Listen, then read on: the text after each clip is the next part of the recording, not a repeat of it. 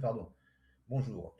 Le Nikkei, un petit point sur le Nikkei. Je vous l'avais posté le 18 mars, je crois.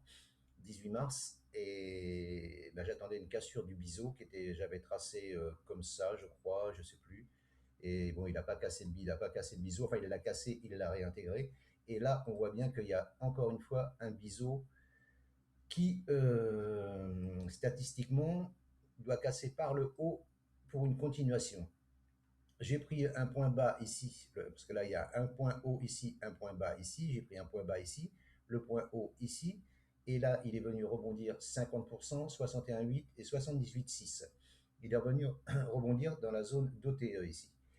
Euh, pour moi, c'est pour une continuation haussière. La tendance, elle est globalement haussière. Enfin, haussière long terme, court terme, elle est neutre parce on a cassé un plus bas. Ici, vous voyez le plus bas qui est ici, là, il a été cassé par cette bougie ici du 23 mars. Donc là, la tendance, elle est passée neutre. Elle n'est pas baissière, elle est neutre. Mais en long terme, si je regarde en long terme, hop, je vais effacer ça.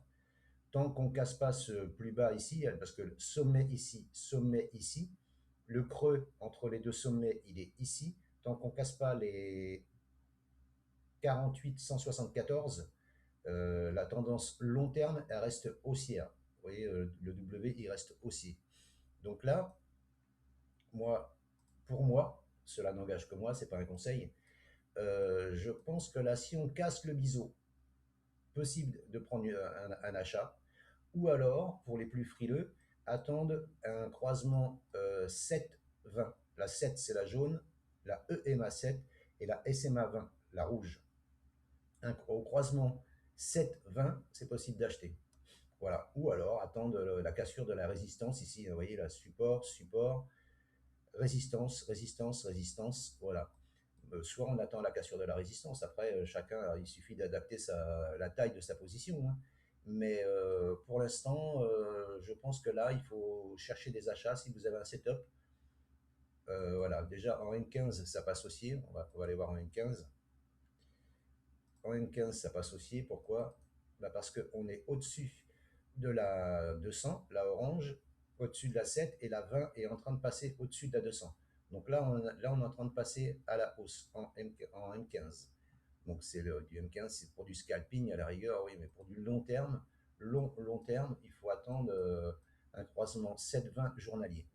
Si vous avez un croisement 7-20 journalier, bah regardez, à chaque fois, un croisement, la refus de croisement, croisement, refus de croisement, croisement 7-20, achat, refus de croisement, hop, là on descend. Maintenant, alors c'est soit vous attendez un croisement 7-20, si vous attendez un croisement 7-20 journalier, je pense que les chances, elles sont de votre côté, hein.